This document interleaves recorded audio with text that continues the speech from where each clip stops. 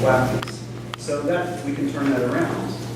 You can ask, what is a straight path on a surface? All you have to do is take a straight piece. So now the next thing is just to goof around. There's lots and lots of surfaces in this room. There's not very many balls, but there's lots of tables and chairs and people that, so you can sort of experiment with seeing, just spend a few minutes. So that's pretty interesting, isn't it? So there's kind of a lot of strange phenomena that are coming up that we can discuss in a moment. But why don't we just expand it? What is a curve? Like when you're steering on a surface, what would that be? How would we model that with pieces of paper? Like if you're going to turn, like you're driving a car on the surface, right? And you've got your steering wheel, cocked at a certain angle, and you're making a certain turn. How would you figure out what that would do as you're driving along the surface? How would you figure out how to steer? And what would be a constantly turning curve on the surface? How would you model it? Well, yeah, we just get a piece of paper, and you cut out a nice little piece of a curve, like this. And then, so these are the curved curves, instead of the straight curves, straight lines. This is exactly, see, like, if I have the perception, imagine that this is a road. Right? That's a road. And I'm driving along, my little insect, or whatever, is driving along this road. It has a sense that it's always turning a certain amount, right? But if that little insect is driving on, this surface, it would have exactly the same perception. It would be turning exactly the same amount. And this way we can figure out what curved paths on surfaces are. So you might try a couple of those, but the real question is, okay, what is, for example, like a closed path? You take a particular closed path on a surface, for example, what kinds of turning would you have to do to manage to close it up? Let's take a particular example. If we take the sphere, what were the straight paths on the sphere? Many of you know the answer to this. Great circles. And how do we see that they're great circles? Well, there they are. Right? If you're going straight on a sphere, it might seem like it's tilted, but when you turn it so that your path is at the North Pole, obviously you're going to have to be going in a way that doesn't turn to one side or the other, right? What about lines of, if I have a line of latitude, most of you probably know this answer perfectly well, but it's worth thinking about how to explain this. A line of latitude is actually curved on a sphere, and you can see it's curved on the sphere because if I stand at a line of latitude and I put that up at the top, I'm obviously going to have to keep turning to maintain that line, right? And you can just see it. So the question now is something along the lines of, okay, what are the curved paths on surfaces? What kind of, if we just take some circular arcs and cut them out, just try and see what those kinds of things tend to look like.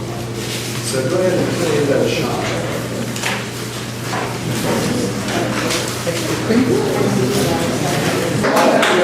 So I guess the thing about this is that there's endless amounts of fun.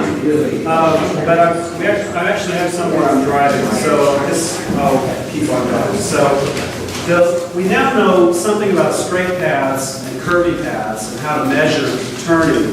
I guess the next question is, how do we measure angles? I mean, like if you have a surface and I'm driving along, and I think at this point the answer should be pretty clear. If I want to drive along and then suddenly make a sharp 90-degree turn at a particular point, how do I figure out what that is on the surface?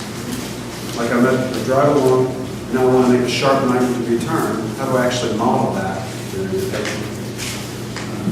Well, put it on the surface, right? So, anyone? Locally? Yeah, locally. What's the tools that we've been using? Right. Yeah, that's right. You just simply take a piece of paper, and now this is where the tape is handy. And just literally take a 90-degree turn, and and stick it on the surface, and that's exactly what it would feel like to take a sharp 90-degree turn on that surface. So with that, we can, in general, if I have curves on surfaces, I can measure angles.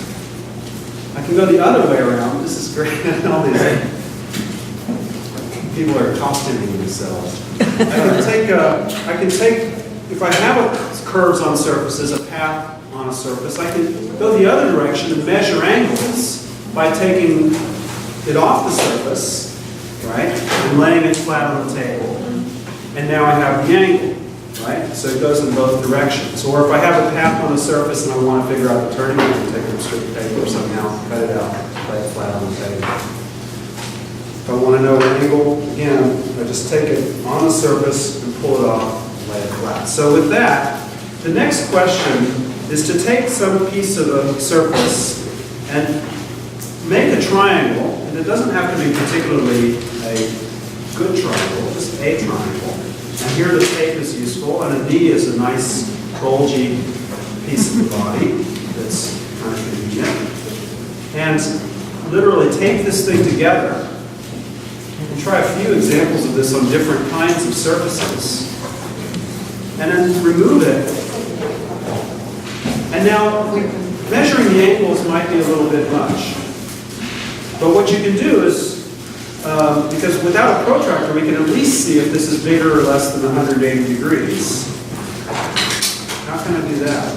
How could I at least tell if the angles of this are bigger or less than 180 degrees? I can tear them apart. I can tear the angle, and this is all taped together, supposedly. And I can tear them off, and then I can just sort of line them up and see if we get it. So the next thing is just to try to make a few triangles, polygons, or the triangles, say, on different surfaces.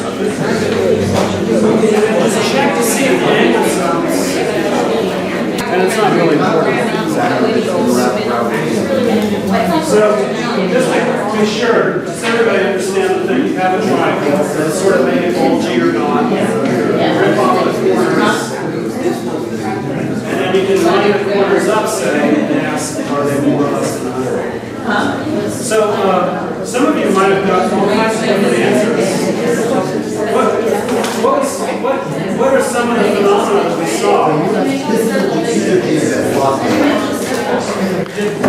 Did anybody? All three of my angles are 90 degrees. What? All three of my angles. You got 3 90-degree angles? Close to 90. So much bigger than 180. Did anybody get about 180? Yeah. Well, so we'll do that. And so this example, there, hold those up. Those have 3 90-degree angles. So obviously that's much bigger than 180 in the sub. Did anybody get less than 900? I think it might be, I'm not done yet, but I'm experimenting with trying to put it in a convex surface, and I have a that's right. projection that it might be less than That's exactly right. So I guess it's a little kinky, certainly for working with kids, but armpits are very. I just look up. There you go. Kids would actually like armpits. But you can go the other way. So you can start with, so this is sort of the next bit, is that you could start with trying to make a triangle of any particular angle sum you want. So you could, for example, some tape. Yeah, here. Same shape. More than that. So you could, for example, make a triangle with a very small angle sum by, well, let's just start off this way. So you can take the triangle. I want it to be much less than 180 degrees to see what happens. So we take a triangle. That's a very small angle. I'll make another very acute angle. And now, of course, what do I have to do to make the last angle really acute? Right. And so there I have this. This is not, it's hard to even tell what kind of a surface that would be. So with triangles, it's not super effective.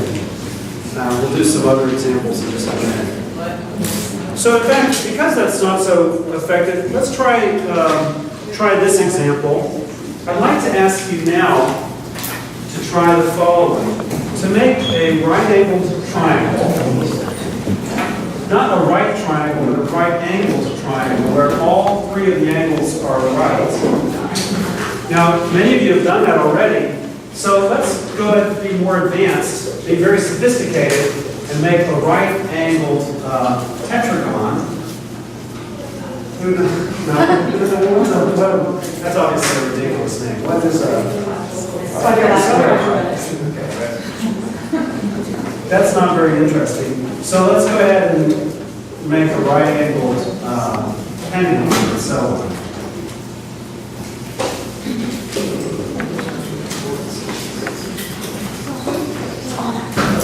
So what we can begin, or for that matter, you can try to make, various kinds of things like a square with very small angles and so on. But these are two really good examples. So what would a right angled pentagon look like? So, isn't this cool? I mean, immediately you see we're making all kinds of curved surfaces on straight strips of paper.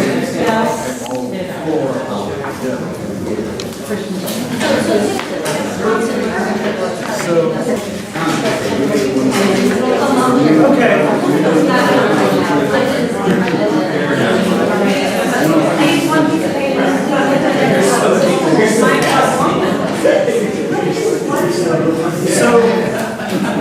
So what many of you are noticing, of course, is that this is sort of bulgy, and this is not bulgy, and this is sagging, right?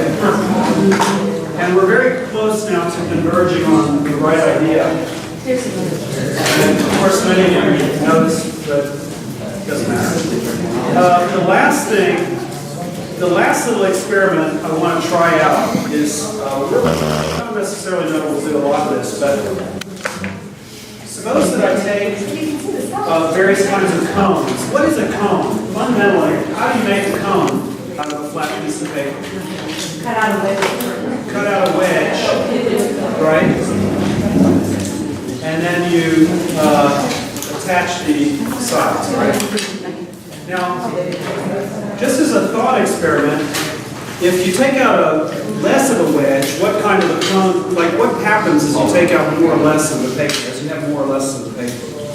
Right? If you take out most of the paper, you have a very thin wedge, what kind of a cone is it going to be? Dunce cap. A sharp, pointing dunce cap, right.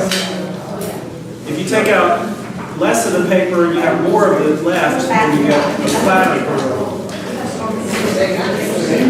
Okay, here's a thought-provoking question. What happens if you take out none of the paper? What kind of cone do you get? Well, yeah, you do. You get a cone. You get a flat cone. Right. What happens if you take out a negative amount of paper? Now, that is probably something you haven't really done before.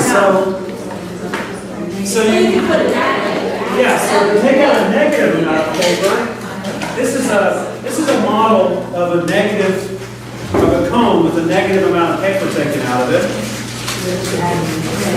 One way you can do this is you can take, say, two discs and cut a slit, and I happen to have this one handy, so then you can kind of make a kind of a helix, a helicoid type thing out of paper, right? And take that together.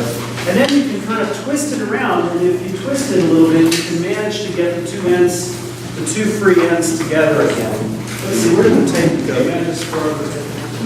So here is a cone with a negative amount of removed. I like these a lot because they're very attractive. Especially if you put in a lot, like you go around and around and around. And actually, some of you who crochet or do other kinds of fiber works may recognize this because this is a way that you can get certain kinds of roughly things. So what you do is you go around and around and around, make a helicoid, and then you untwist the thing as many times as necessary, and now you can attach the two ends. So this is a way of making a cone with a negative amount. So maybe I'll give you a chance to make a couple of those, and then I'll put this all together.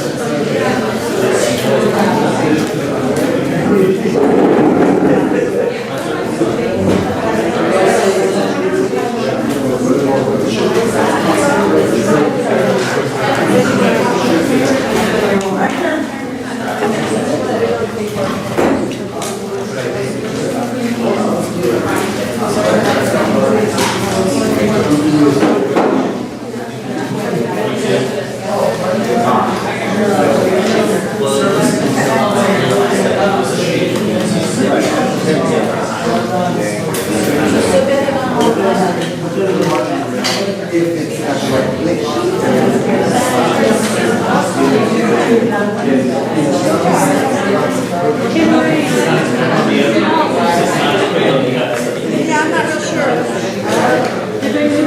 Yeah, and then I had a walk. Yes, I'm not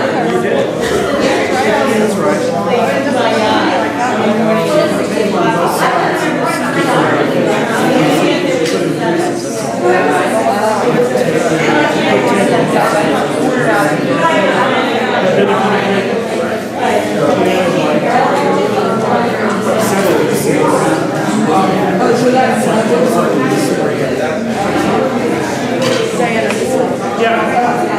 People were asking about this. This is at least 3 discs. It's not just 2.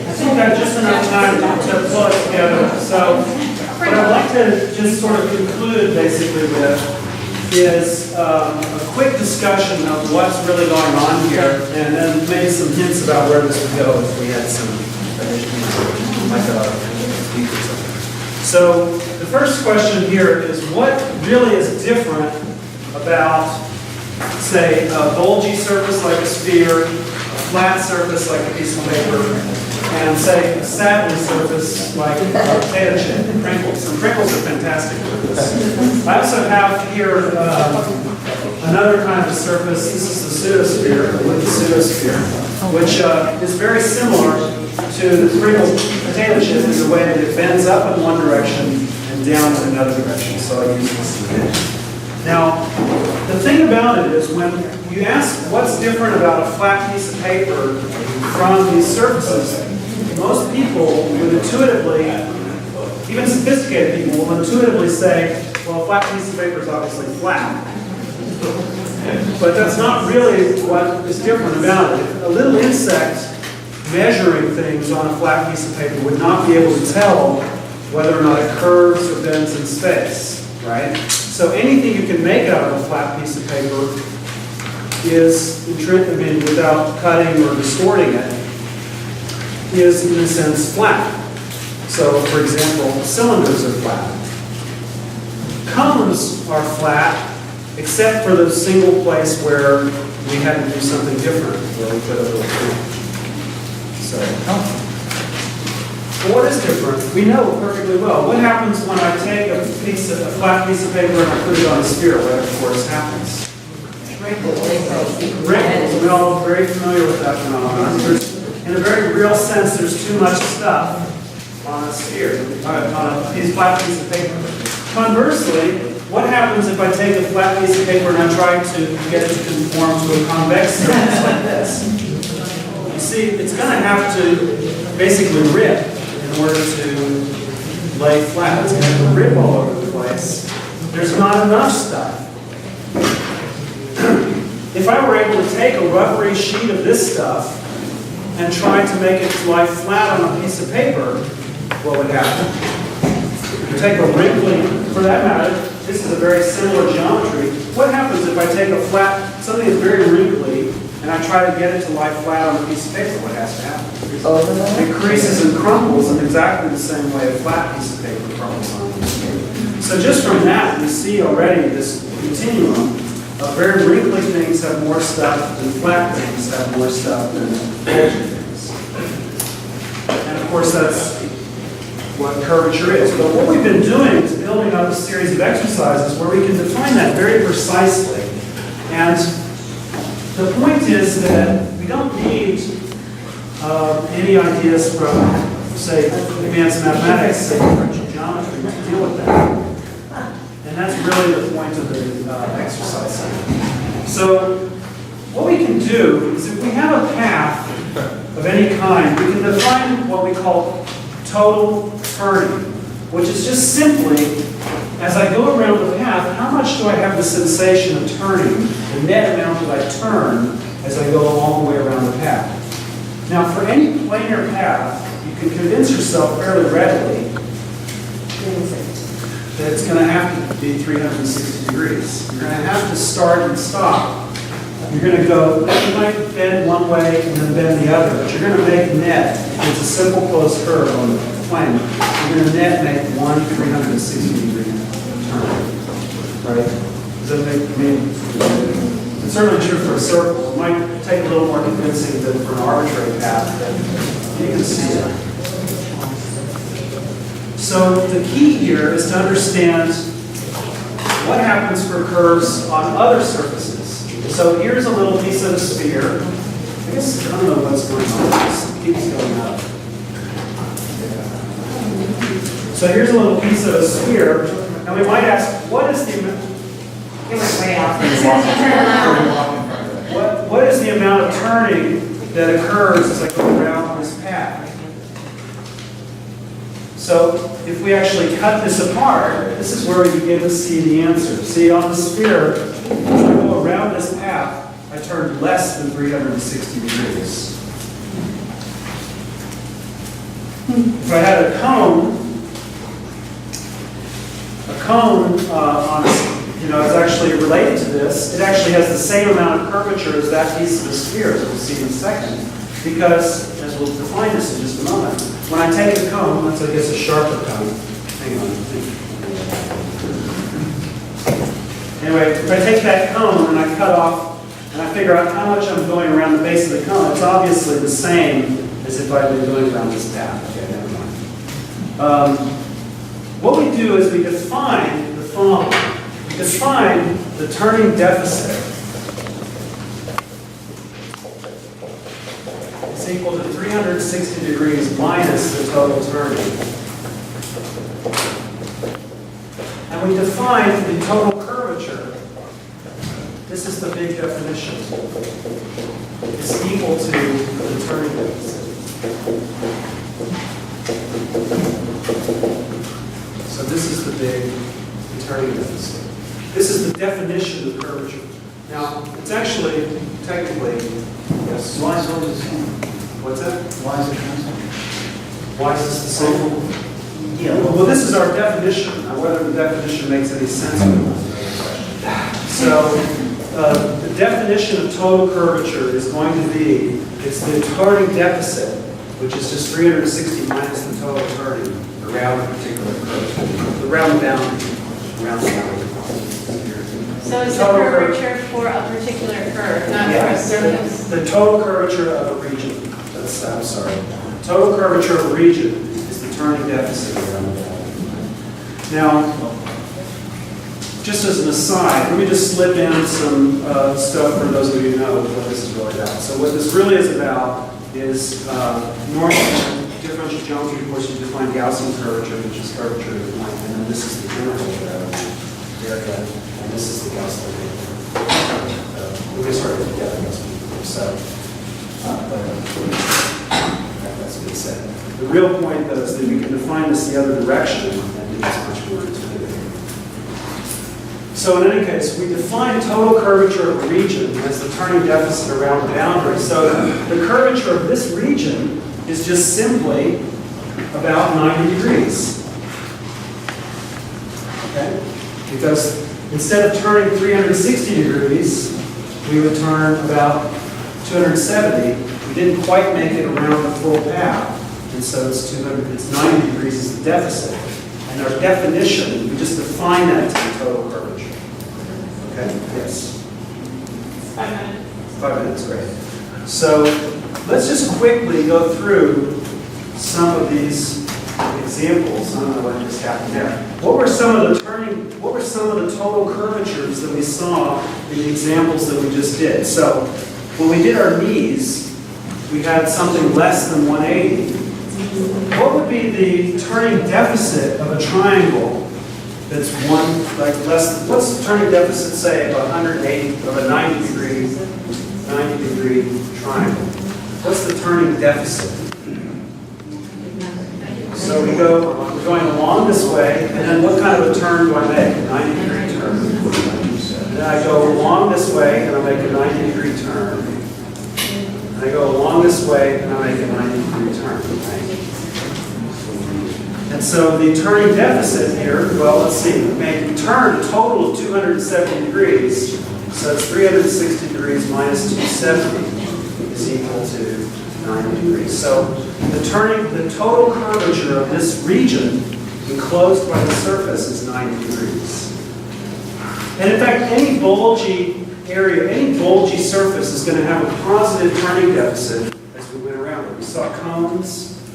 So the cones, the normal cones, when we went around them, we had something less than 360 degrees around the perimeter. And remember we asked, for a real steep cone that had a very narrow wedge, had a great deal missing, had a very high curvature. For a very shallow cone, we had very little missing. We had a very small turning deficit and a very shallow curvature. For a cone with nothing missing, remember the flat cone, nothing was missing, the turning deficit was 0 and the curvature was 0. Yes. So I have a question about the term bulgy. I didn't know the answer, but I want to correct it. If you're involved inside the surface that looks like it bulges away from it, it's the opposite of bulgy, is that what you're saying? Exactly. Well, no, it isn't sadly. So on the inside of the sphere, it's still exactly the same curvature. Things are bulging in both in the same, everything's bulging in the same direction. I'm in terms of words, like my comment about the word bulgy. It isn't exact, I wouldn't say it's bulgy. Well, but it's fun and it's the same, you have the same argument, you don't have a deficit deal with it. That's all. Okay. So it's like this, you've got a negative. Yes, exactly right. So for the satellite surfaces, you have a negative, right? So what is the turning deficit for a right-angled pentagon? This is negative 90. That's right, it's a negative 90 degrees because we have the total amount that we turn as we go around it is 9 times, it's 450 degrees. So it's 360 degrees minus 450 is of course negative 90 degrees. Right? And in general, that's the key difference. You see, really the summary lesson here is that on a surface, we can measure straight lines and we can measure angles. The geometry of the surface doesn't depend on how the surface is placed in space. It only depends on this kinds of measurements. This is something that we can measure. The turning deficit is something that we can measure completely within inside of the surface. It's something that a little ant with proper surveying tools could figure out. In fact, that's how this stuff came up with. Gauss was measuring northern Germany in precisely this way, and that's why, I mean, he simultaneously invented, the branch of mathematics, William Gauss. So, And actually, Sophie Germain came up with a different definition of curvature at the same time. what is repeat? Sophie Germain had a completely different definition of curvature that she used with her early work with Claude Nicolaides. Independently, Gauss is one, but she has a different approach. In any case, there's a lot more, to say, but I think that that's all there's going to say. Oh, wait, I do have one more minute. So I have one last thing I can do in 1 minute. So, by the way, these you can just check. You can check, go around these. You're just turning and turning and turning and turning and turning. And we're just checking these out. But these lettuces, the beautiful thing here, during lunch, You can trim off the, this has an enormous amount of negative curvature. And you can tell, you can actually compute precisely its negative curvature by trimming off the boundary as carefully as you can. And seriously, it will coil around and around and around. You can unravel this thing, and it will lie flat, if it's thin enough. It will lie reasonably flat. And it will go around and around. And if I had a document camera, oh, that's perfect. None of you can see this. It'll spiral around and around and around. So here, take some lettuce. Please, really, I seriously want you to take some lettuce. So I find it so here, I'll pass this out. Thank you very much.